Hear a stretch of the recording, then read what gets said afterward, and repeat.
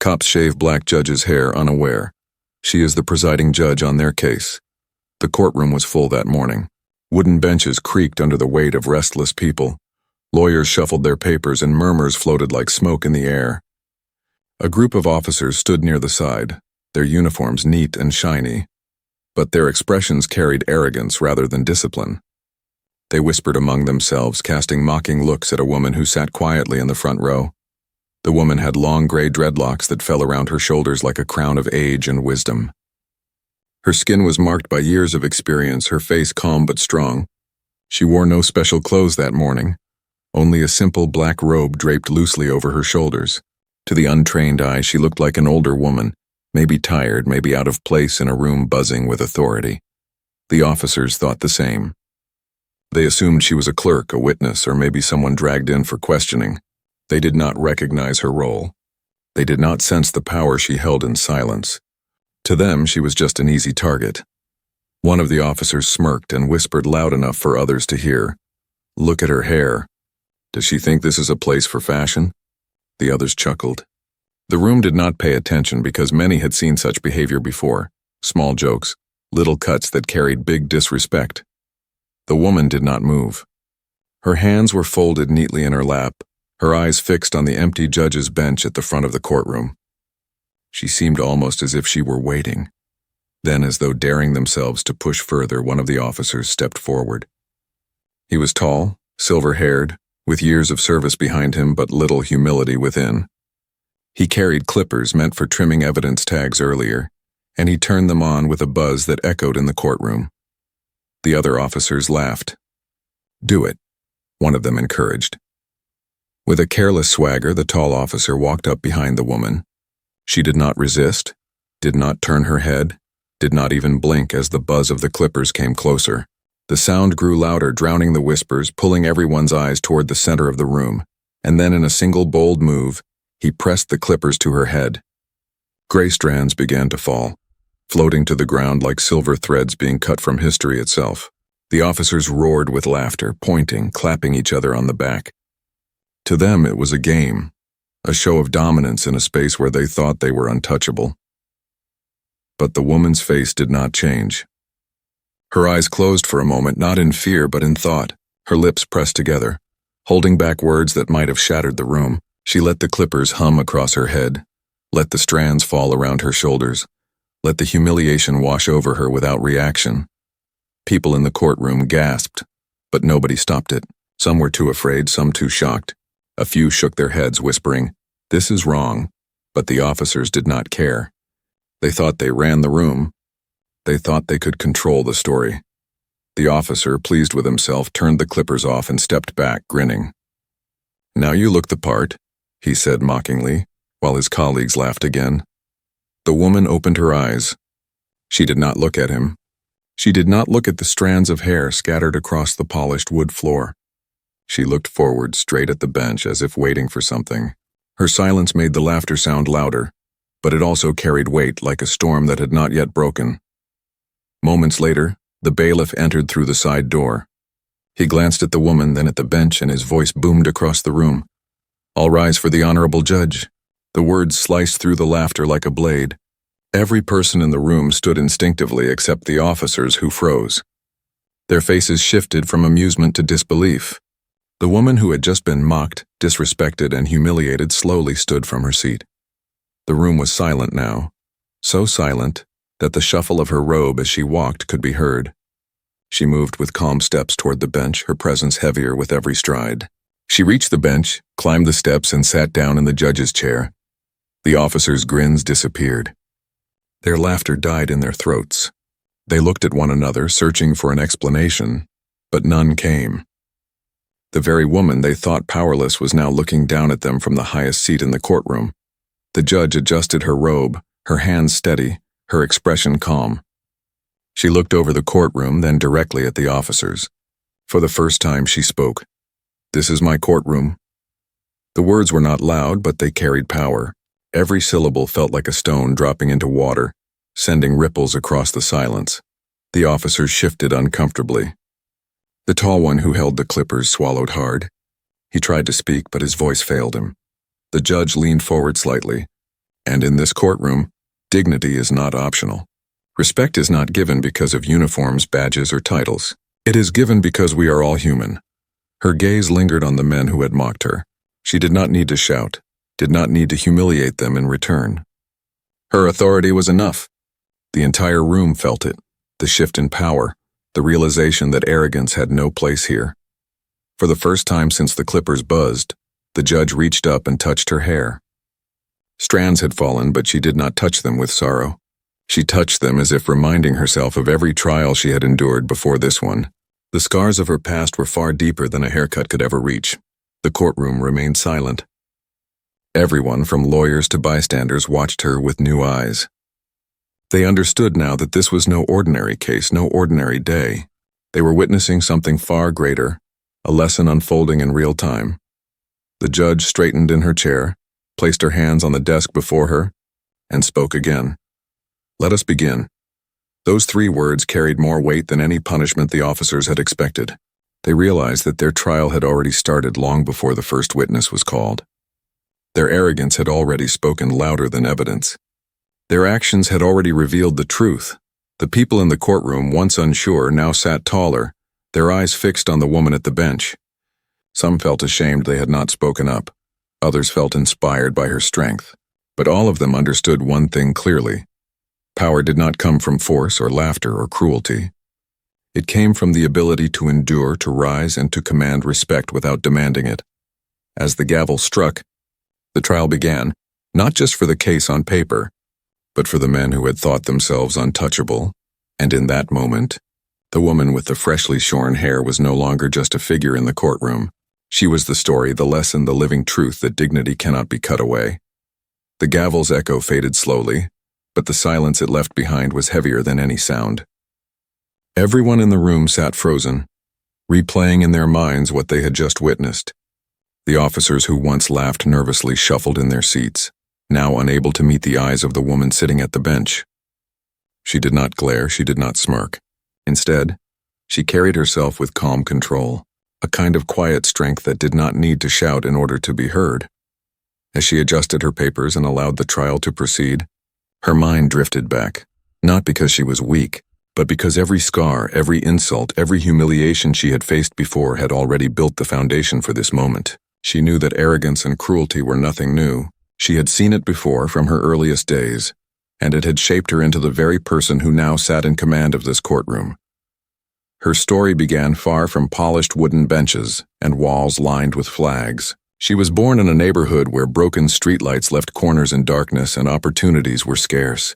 Her parents worked hard, but their labor rarely brought more than enough to survive. Education was not handed to her on a silver tray. It was something she had to fight for, something she had to cling to even when others told her it was pointless. As a young girl, she carried her books in a second-hand bag that had torn edges, but she held it with pride. When others laughed at her for being too serious, she kept her head down and studied late into the night, under dim light bulbs that flickered with each surge of electricity. She learned quickly that respect was not something easily given, especially to someone like her. She would have to earn it in every room she entered. School was not easy. Teachers doubted her, classmates dismissed her, and society whispered its judgments before she could even speak. Yet with each challenge she grew stronger. She joined debate clubs, not because she enjoyed arguing, but because she wanted to learn how to defend truth with words instead of fists. Every victory was small, but it was a piece of the armor she was building for the future. By the time she reached college, she had already mastered the art of patience. The professors who looked at her with skepticism became the fuel for her determination. She remembered one professor in particular who once told her, "Law is not for people like you." He did not mean she was incapable. He meant the world was not ready for her. But she refused to accept that. She stayed up nights reading cases, memorizing precedents and understanding not just the law but the way it had been used to silence voices like hers. Law school sharpened her edges, but life outside the classroom shaped her heart. She worked in community centers, listening to families who had lost hope in the system. She visited neighbors whose loved ones had been mistreated and ignored. She stood in living rooms where tears stained the floor more often than laughter did. It was there she realized that her journey was not about her alone. It was about every person who had been overlooked, every individual who had been told they were less than worthy. Her first job in a courthouse was not glamorous. She filed papers, fetched documents, and sat quietly in the back, while others argued loudly at the front. She watched judges, studied their decisions, and noticed how bias often slipped into the room without anyone naming it. She told herself then that if she ever sat in that chair, she would bring more than law to her work. She would bring dignity, but dignity came at a price. There were nights she went home exhausted, feeling as though the walls of the system were too thick to break. There were days when colleagues spoke over her, ignored her suggestions, or rolled their eyes when she raised concerns. She endured insults dressed as jokes, comments about her appearance, and whispers about whether she truly belonged. Through it all, she chose silence not out of weakness but because she was learning the power of timing. She understood that not every battle had to be fought at once. Some battles were won by waiting for the right moment. Years turned into decades. Slowly she climbed. Each step forward was met with resistance, but each step also solidified her purpose. She defended clients no one else wanted to represent. She argued for people who had been left voiceless. She lost some cases, but she gained respect, and over time, her name became one that could not be ignored. Her appointment to the bench was not celebrated by all. Some welcomed it, while others scoffed. But when she walked into the courtroom for the first time as a judge, she remembered every doubt, every insult, every laugh that had once tried to break her. She stood taller because of them, not in spite of them. Now sitting in that courtroom where the officers had mocked her, she felt the weight of her past settle on her shoulders, not as a burden, but as a mantle of strength. She had been underestimated before. She had been dismissed before. But every time, she had risen. The officers did not know her story. They saw only what they wanted to see. An older woman with gray hair, someone they thought was powerless. They had no idea that the very hair they had cut was not a mark of weakness, but a symbol of survival. Each strand carried memories of trials overcome, injustices endured, and victories hard-earned. The courtroom looked different to her now. She did not see just walls and benches. She saw echoes of her past. The little girl with the torn school bag, the student who stayed up late memorizing cases, the young lawyer who stood alone in rooms where nobody believed in her. All of them sat with her now, watching silently as she presided over the very men who thought they could take her dignity away. Her eyes lingered on the tall officer who had held the clippers. She did not hate him. Hate was too heavy to carry. Instead, she saw him as a mirror of every person who had underestimated her before. His arrogance was not new. It was simply another chapter in the story she had already lived. And like every other chapter, she would rise through it. The people, in the courtroom, though unaware of her full journey, could feel something in the air. They sensed that this was not just about a case, not just about law. It was about resilience. It was about what it meant to carry yourself with dignity even when stripped bare. It was about showing that no act of cruelty could define a person's worth. As the session continued, she remained steady. She asked questions with precision, listened with care, and kept her voice calm. She did not allow anger to guide her, even though she had every reason to. Instead, she let her past guide her, reminding herself that true power was not about taking revenge, it was about showing restraint. And as the hours passed, something began to shift in the room. The laughter that once filled the air was replaced by silence, and that silence grew into respect. The officers who had mocked her began to shrink in their seats, realizing that their attempt to humiliate her had only revealed their own flaws. For the judge, this was nothing new. She had seen people underestimate her all her life. But now, for the first time, those who mocked her were forced to witness the truth with their own eyes. They could not laugh away her strength. They could not erase her dignity with clippers. They could not change the fact that the very woman they tried to shame was the one who now held their future in her hands. And so, as the trial moved forward, the judge carried on, calm and steady. She did not think of herself as a victim. She thought of herself as someone who had endured, someone who had risen, someone who had turned every insult into fuel. And though her hair had been cut, her spirit remained untouchable. What the officers did not realize yet was that their actions had not weakened her. They had only revealed the depth of her strength, a strength built over years of struggle, sacrifice, and quiet resilience. In that courtroom, she was not just a judge. She was the living proof that dignity cannot be stolen, no matter how many times the world tries. The officers who had laughed minutes earlier now sat in stiff silence. Their smirks had vanished, and their eyes darted around the courtroom, searching for a way to escape the weight pressing down on them.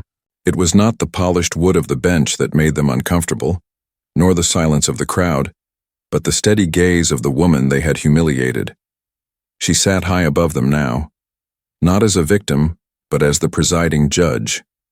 And every second that passed reminded them of the mistake they had made. The tall officer who had held the clippers shifted in his seat, his jaw tight. He glanced at the other officers, hoping to find reassurance, but their faces mirrored his own fear. No one dared to speak.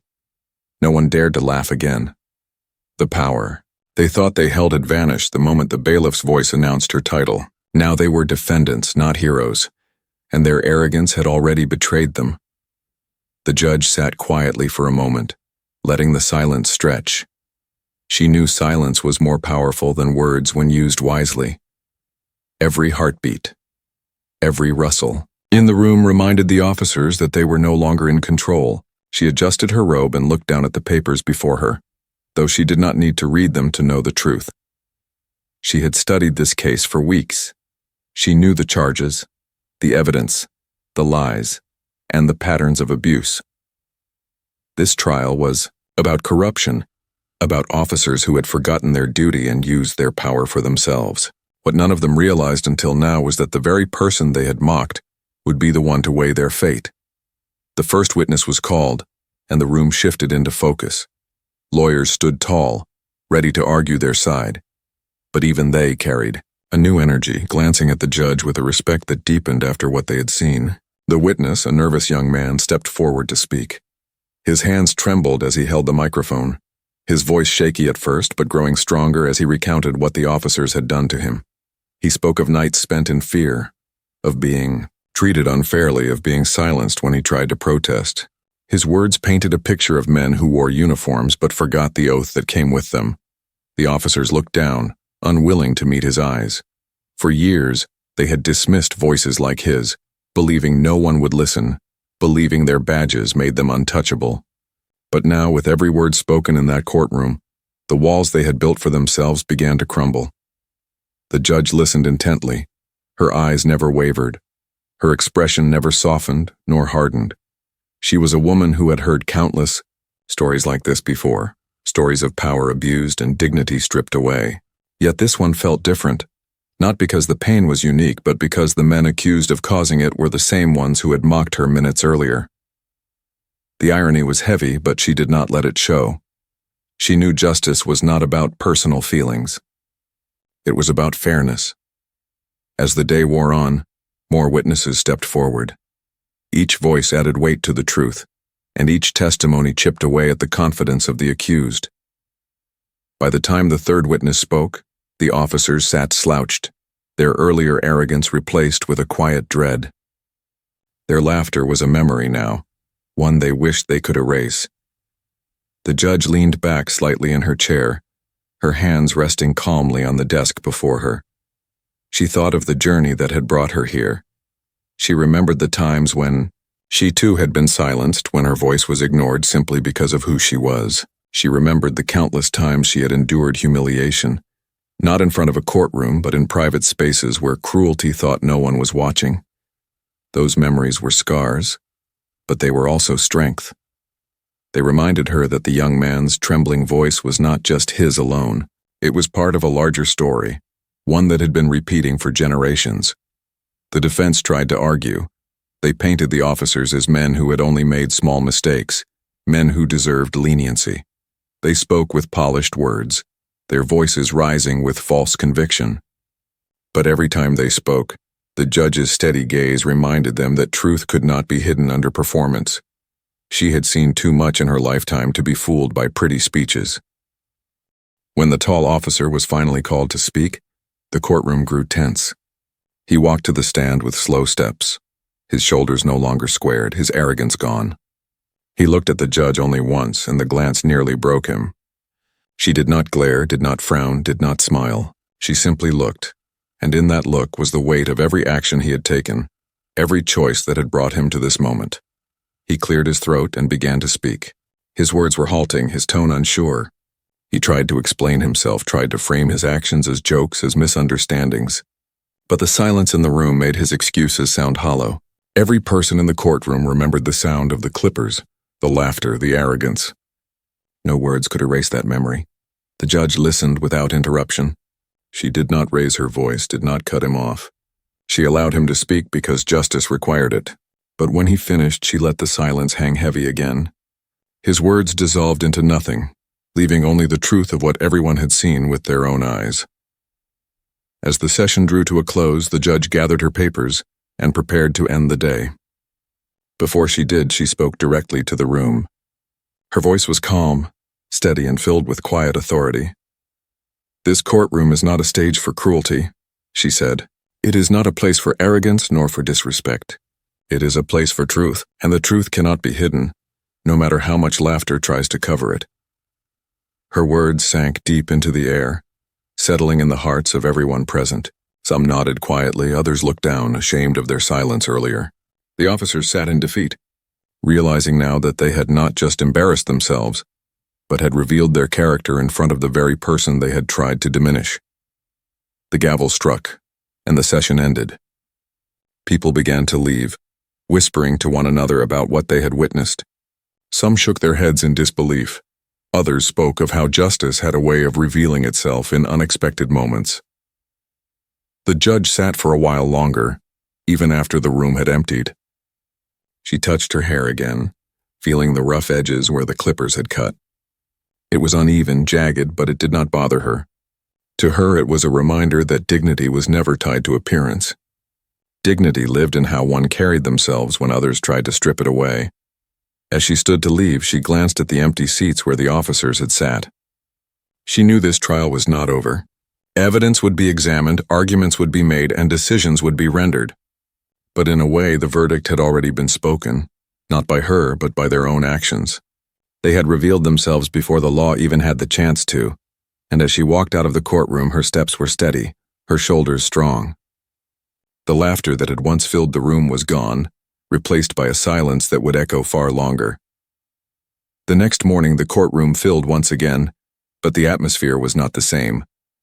The chatter that usually floated before a hearing was muted, replaced by quiet glances toward the judge's bench. People remembered the previous day too well, the humiliation, the laughter, and the shocking truth that followed. The officers who once carried themselves with confidence now walked in with lowered eyes, their posture heavy with shame. The tall one, who had pressed the clippers against the judge's head, looked thinner overnight, his arrogance stripped away. The judge entered with the same calm presence as always. She did not walk faster or slower. She did not look for pity, and she did not seek revenge. She simply carried herself with dignity as she always had. Her robe swayed slightly as she took her seat, and when she looked out over the room, her gaze carried no anger, only steady resolve. "Let us continue," she said softly, and the proceedings began. The lawyers resumed their arguments, but the tone was different. They spoke carefully, their voices lower, their words chosen with respect. It was not fear of punishment that guided them. It was the weight of what they had witnessed. They understood now that this was not an ordinary trial. It was something deeper, something that stretched beyond the lines of law and into the realm of humanity. The first piece of evidence was presented.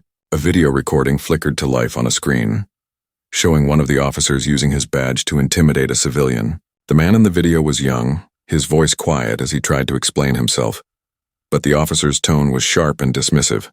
In the room, everyone could feel the imbalance of power, the way the uniform was used not to protect but to dominate. The judge watched carefully, her face still. When the video ended, she let the silence linger again, giving space for the truth to settle. Silence had become her most powerful tool, more cutting than anger, more piercing than lectures. It made people hear themselves, made them confront their own actions. As more evidence surfaced, testimonies, documents, recordings, The weight of the case pressed down on the officers. Their defense grew thinner, their words weaker. They had built their confidence on the belief that no one would challenge them, that their authority made them untouchable. But now, in front of the very woman they had tried to humiliate, their power dissolved.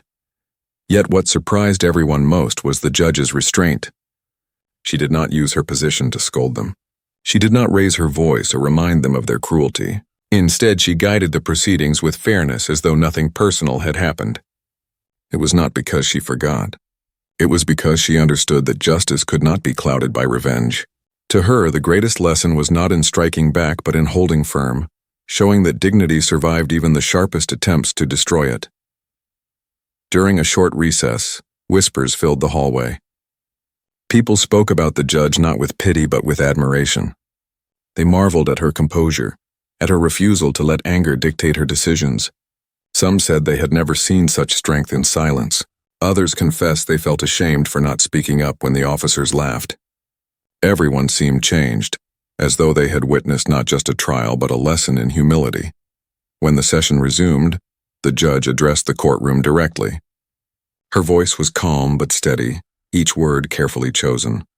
Respect, she said, is not about titles or appearances. It is not something that can be demanded through power. Respect is earned by the way we treat others, especially when we believe no one is watching. Her words hung in the air, heavy with truth. The officers shifted uncomfortably, while the rest of the courtroom sat in quiet reflection. It was as if she was speaking not only to them but to everyone who had ever allowed arrogance to replace compassion. She continued, "Authority is not a weapon. It is a responsibility. When it is abused, it does not only harm the individual in front of us, it harms the entire community. It breaks the trust that holds us together." The courtroom listened intently. Some nodded, others lowered their heads. The officers could not escape her words. They had spent their careers believing authority was a shield, but now they were forced to see it as a mirror. What they had done reflected who they truly were, and no uniform could hide that. As testimonies went on, one officer finally broke. He was younger than the rest, his voice trembling as he admitted to following orders he knew were wrong. Tears welled in his eyes as he confessed that he had laughed not because he found it funny, but because he was afraid to be different from the others. His honesty cracked the wall of silence, and for the first time the courtroom felt a sliver of humanity from the side of the accused. The judge looked at him, her eyes steady but not harsh. She did not praise him nor did she condemn him. She simply let his words stand, letting the courtroom absorb the weight of his confession. It was a reminder that even in corruption, there were moments of truth, and that truth, no matter how late, still mattered. The tall officer, however, remained defiant, though his defiance was thinner now. When asked again about his actions, he shifted blame, insisting it was all a misunderstanding. But his words rang hollow. No one could forget the sound of the clippers, the way he had laughed, the way he had looked down on the woman who now sat above him. His arrogance clung to him like a shadow, refusing to let go. The judge did not argue with him. She knew that some lessons could not be taught in words. They had to be lived, felt, experienced. His time would come, not through her anger, but through the very justice he had once dismissed. By the end of the day, the officers looked drained. Their uniforms no longer gave them power. They looked like ordinary men, exposed and vulnerable. The courtroom, once filled with their laughter, now carried only the sound of truth echoing back at them. As the judge prepared to adjourn, she paused. Her gaze swept across the room, not just at the officers but at everyone present. Her voice was soft, yet every word reached the farthest corner. "Humiliation does not define us," she said. "How we rise after it does. Every person in this room will remember what they saw. Some will remember the laughter, others the silence, but all will remember the lesson. Dignity cannot be taken by force. It can only be surrendered, and I have not surrendered mine." Her words struck deeper than any gavel. They reminded everyone that strength was not in striking back, but in standing tall, even when pushed down. The session ended and people filed out slowly, each lost in thought. Some left inspired, some left ashamed, but none left unchanged. The officers walked out with heavy steps, knowing the trial was far from over. The younger one who confessed looked broken but lighter, while the tall one carried his pride like a burden too heavy to bear. The judge remained behind for a few minutes, alone in the quiet courtroom. She looked at the scattered strands of hair still clinging to the corners of the floor from the day before. She did not see loss when she looked at them. She saw proof that dignity lived deeper than appearances, proof that even in moments of cruelty, strength could still rise. When she finally stood to leave, her steps were as steady as they had been the day before. Nothing in her walk suggested defeat. She carried herself with the same quiet power that had silenced laughter and turned arrogance into reflection. She knew the road ahead was long, the trial far from complete, but the foundation had been laid. The officers, the courtroom, and the community had seen a glimpse of truth, and truth, once seen, could never be unseen. The trial stretched into another long day, and the courthouse once again filled with people eager to witness what would unfold. By now, the case had become more than just legal proceedings. It had become a story that spread beyond the walls of the courtroom. Word traveled fast through the city about the officers who laughed at a woman, only to discover she was the judge who would decide their fate. Some came out of curiosity, some out of disbelief, but most came because they wanted to see how dignity would answer arrogance. The officers entered with their lawyers, their faces pale and their movements stiff. The tall one still carried a trace of defiance, though it was thinner now, stripped of the laughter that once fueled it. He avoided looking at the judge, but everyone knew the memory of what he had done clung to him like a shadow he could not shake. The younger officer who had broken down the day before kept his head low, almost ashamed to lift his eyes. The others looked tired, their confidence chipped away by the mounting evidence. The judge entered the room with her usual composure. She did not walk as someone wronged, nor as someone seeking vengeance. She walked as she always did, with dignity, with patience, and with quiet strength. When she sat at the bench, the courtroom fell into silence, a silence that carried more weight than shouting ever could. The prosecution began the day with more testimony. One by one, civilians came forward to describe encounters with the officers. Their stories painted a consistent picture: intimidation, abuse of authority, and cruelty disguised as discipline. Some spoke through tears, others through trembling voices, but all spoke with a kind of relief, as though they had waited years to be heard. The judge listened closely to every word. She did not let her expression betray anger or pity. She knew her role was not to lean into emotion, but to weigh truth carefully. Yet inside, each testimony reminded her why she had chosen this path, why she endured the struggles and insults of her own journey. Every story was proof that dignity mattered, that justice mattered, that silence could no longer be mistaken for weakness. The defense tried again to counter, bringing in character witnesses for the officers. They spoke of years of service, of bravery in dangerous situations, of medals and honors earned. Their voices were steady, but their arguments were weaker with each passing hour. For every medal mentioned, there was a civilian with a scar. For every act of bravery, there was an act of arrogance. The balance tipped heavily and everyone could feel it. At one point, the tall officer was called again.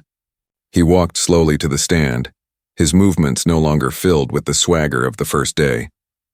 His lawyer asked questions to guide him, but his answers faltered. He tried to defend himself, to explain away his actions as jokes, as stress, as misunderstandings. But each word sounded emptier than the last. The courtroom did not see a man misunderstood. They saw a man caught. When the prosecution pressed him, asking directly about the incident with the judge, the room held its breath. He shifted uncomfortably, sweat beading on his forehead. He tried to dodge the question, but the evidence was undeniable. Everyone had seen it. Everyone remembered the sound of the clippers, the laughter, the arrogance. There was no explanation that could erase it. The judge sat silently watching him. She did not need to say a word. Her calm presence was enough. He avoided her gaze, his eyes darting everywhere else. But the weight of her silence bore down on him heavier than any spoken reprimand. As the day wore on, the officers began to feel the full weight of justice pressing on them. They were no longer men in uniforms commanding respect. They were defendants struggling to hold on to whatever dignity they had left. The irony was clear to everyone. The woman they tried to strip of dignity was the one showing them what true dignity looked like. During a short break, whispers filled the hallway again. People spoke not of the evidence alone, but of the lesson they were learning. Parents pointed out to their children that arrogance always comes before a fall. Lawyers whispered about how rare it was to see such composure in the face of humiliation. Even those who had once doubted the judge now carried admiration in their eyes. When the trial resumed, the judge addressed the courtroom once more. Her voice was soft but steady, the kind of voice that made people lean in to listen. "Justice," she said, "is not about punishing for the sake of punishment. It is about accountability. It is about ensuring that those who misuse power are reminded that power belongs to the people, not to themselves." Her words were not directed only at the officers, but at everyone in the room. She wanted them to understand that justice was larger than one case, larger than one courtroom. It was about restoring balance, about protecting dignity for all. The younger officer, unable to bear the weight any longer, broke down completely. Tears streamed down his face as he admitted his guilt, not only for his actions but for his silence. He confessed that fear had guided him more than conscience, that he had followed along because it was easier than standing apart. His words cracked open a silence in the courtroom, reminding everyone that sometimes the greatest courage was admitting weakness. The judge listened carefully. She did not comfort him, nor did she scold him. She let his words stand, knowing they would echo longer than any lecture she could give. In his confession was a lesson for others, that silence in the face of wrong is its own form of guilt. By the end of the day, the officers looked broken. Their shoulders slumped, their voices quiet, their arrogance gone. The tall officer still clung to fragments of defiance, but even he could not hide the cracks showing through. The courtroom no longer saw men in uniforms. They saw human beings stripped of false pride, forced to face the truth of their actions. The judge adjourned for the day with her usual composure. She did not gloat. She did not remind them of what they had done to her. She simply closed the session with fairness, her voice steady as always. As people left, they carried with them more than memories of a trial. They carried the image of a woman who had endured humiliation with grace, who had turned cruelty into a lesson, who had shown that true strength is not in striking back, but in standing firm. The story of the trial spread further, reaching people who had never stepped foot inside the courthouse. It became a story of resilience, of dignity, of justice finding its way even in the darkest corners. That night, the judge sat in her home, alone with her thoughts. She touched her uneven hair again, running her fingers over the short strands. It was not beauty she saw in the mirror, it was strength. The hair would grow back, but the lesson of that courtroom would remain forever. She thought of the officers, of the people who had testified, of the community that had watched. She hoped that what they had witnessed would change them, that it would remind them dignity could never be taken, only surrendered. As she closed her eyes, she felt no bitterness. She felt only resolve. The trial was not yet over, but the outcome was already clear in her heart. Justice was not about her alone. It was about everyone who had ever been silenced, mocked, or dismissed. She carried their voices with her, and tomorrow she would carry them again into the courtroom. The courthouse was packed tighter than ever when the 6th day of the trial began. Word of the case had spread far beyond the city, and now people traveled from neighboring towns just to sit in the gallery and witness the drama unfolding. Reporters scribbled furiously in their notebooks, their eyes darting between the officers and the woman who presided over them with calm authority. Everyone wanted to see how it would end, but few understood that the ending was already being written in the silence, in the lessons, and in the dignity that had carried the judge through it all.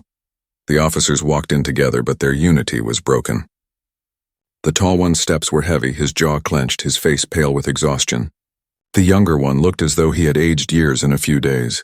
His shoulders hunched, his eyes swollen from sleepless nights. The others moved mechanically, their expressions hollow.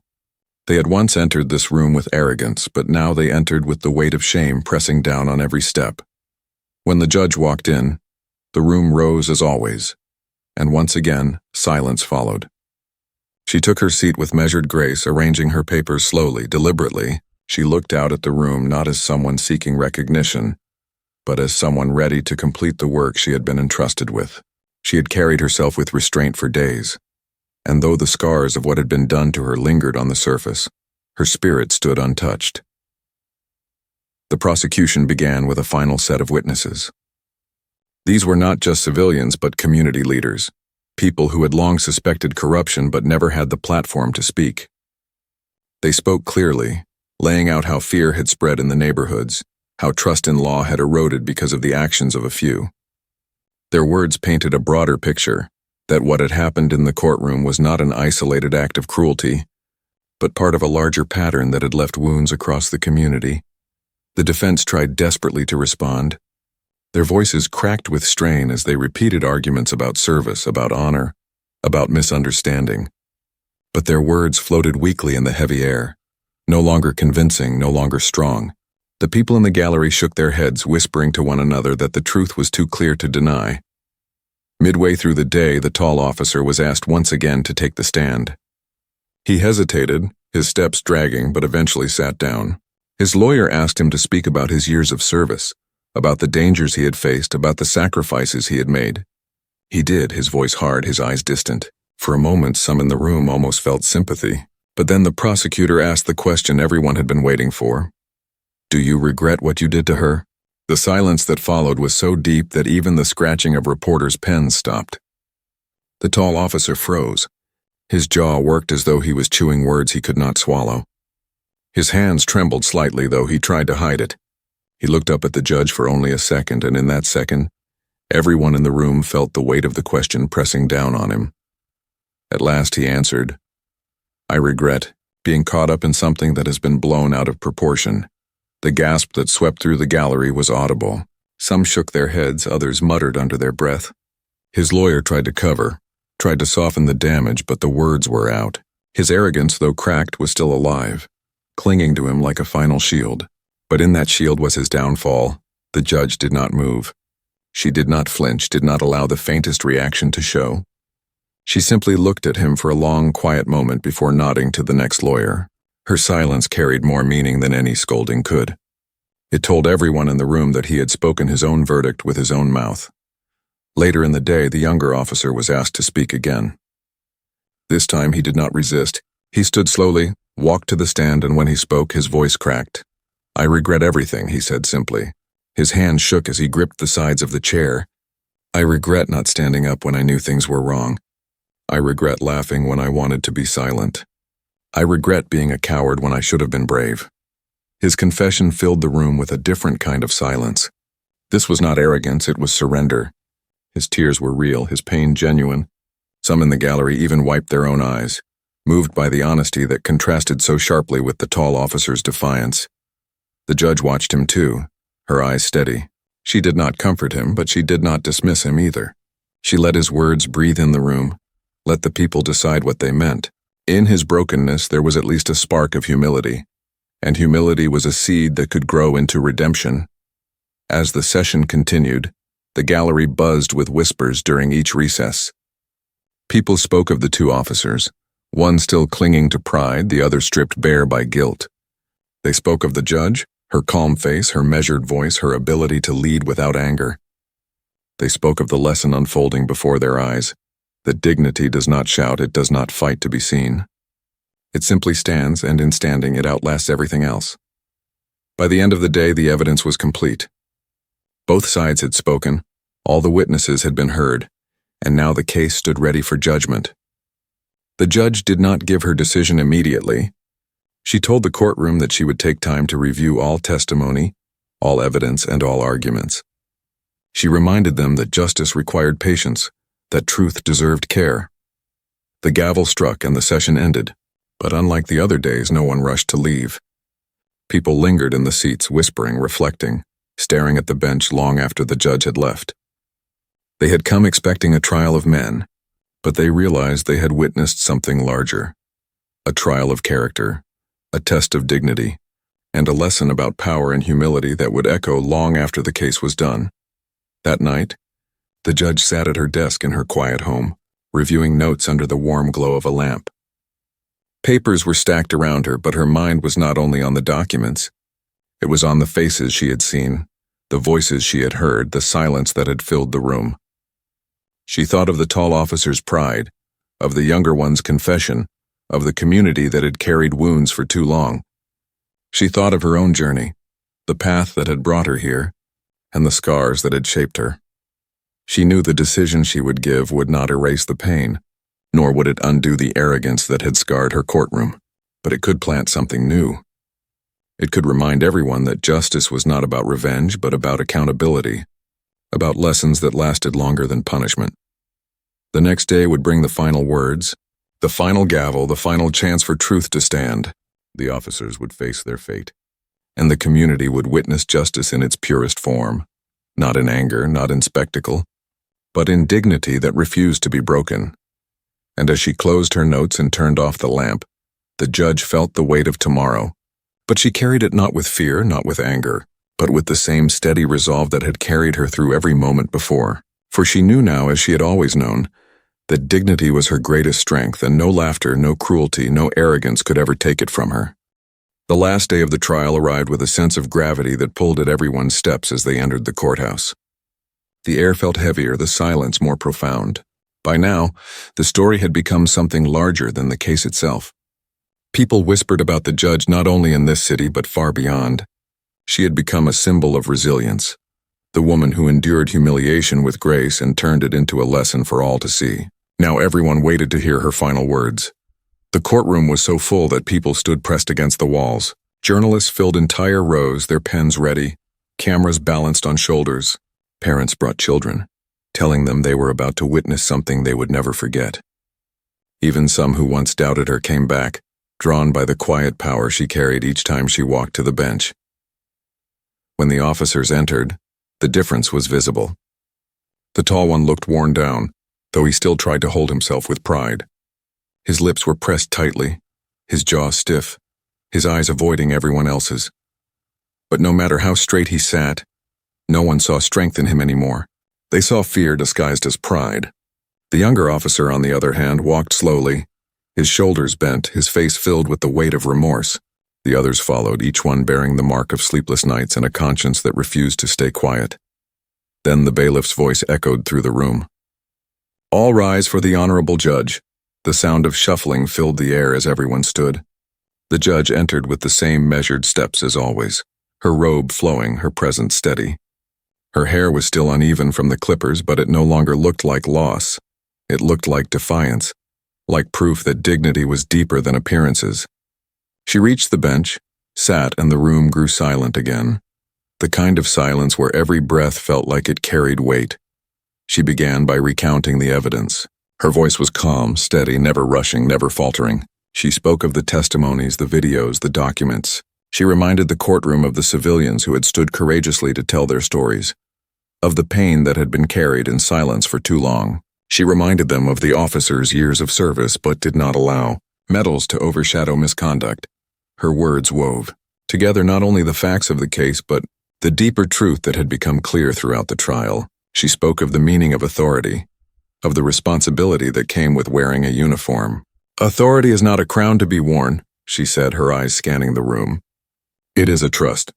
And when that trust is broken, it is not only the victim who suffers, it is the community, it is the very foundation of justice." Every eye was on her. Some nodded slowly, others blinked back tears. Even the officers sat motionless, their heads bowed, their shoulders heavy. Finally, she turned her words directly to them. Her voice did not rise. It remained calm, but calm in a way that demanded attention. "You mocked me," she said plainly. "You believed I was powerless. You thought humiliation could strip away dignity. But what you did not know is that dignity does not live in hair or clothes or titles. It lives here." She pressed a hand lightly against her chest. "And it cannot be taken unless I give it away." "I did not give it to you then, and I do not give it to you now."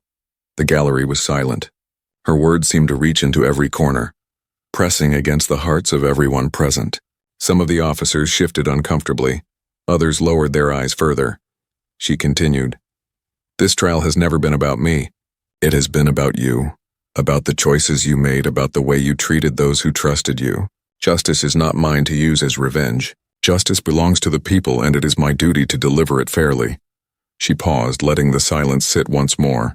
Then she began to read her judgment. The officers were found guilty on multiple counts of misconduct and abuse of authority. The sentences varied based on their involvement, but none left the courtroom without consequence. For the younger officer who had confessed with honesty and remorse, she gave a reduced sentence, speaking directly of the courage it took to admit truth when hiding was easier. For the tall officer who clung to arrogance until the end, She gave the heaviest penalty, making clear that defiance without responsibility could not be rewarded. As she delivered the sentences, her voice carried not anger but resolve. It was not about punishing men. It was about restoring the community's trust, about reminding everyone that justice still lived. When the final gavel struck, the sound rang louder than ever before. It was not just the end of a trial. It was the end of arrogance and the beginning of a new chapter. The courtroom remained silent for several moments, as though everyone needed time to absorb what they had witnessed. Slowly, people rose from their seats. Some clapped quietly, though most simply stood in reverent silence. Many whispered to one another that they had never seen anything like it, that justice had been delivered not through shouting, not through anger, but through calm strength that could not be shaken. The officers were led out, their heads bowed. The younger one wept openly, his tears falling freely as he walked past the crowd. The tall one remained stiff, his jaw clenched, but his pride was a thin mask now, cracked and broken. They disappeared from view, leaving behind only the memory of their arrogance and the weight of their choices. The judge sat for a moment longer, looking out over the courtroom. She saw faces that carried hope, faces that carried shame, faces that carried relief. She knew her decision would not erase pain, but she also knew it had planted something deeper, an understanding that dignity survives, that justice can be found, that strength does not need to shout to be heard.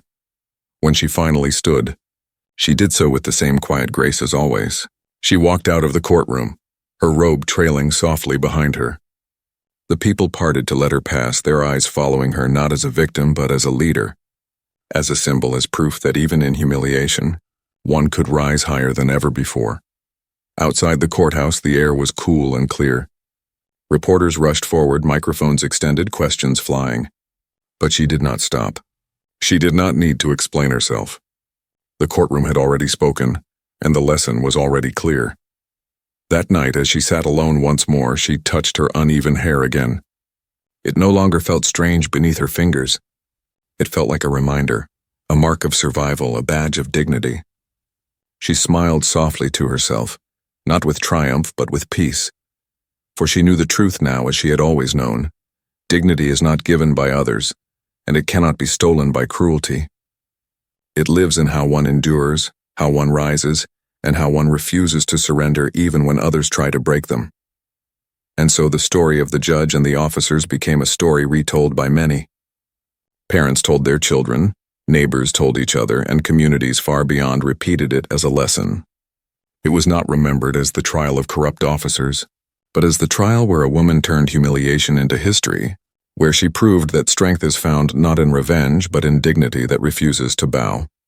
The courtroom would empty, the hair would grow back, the days would move on, but the lesson, the story, the truth of that week would live far longer.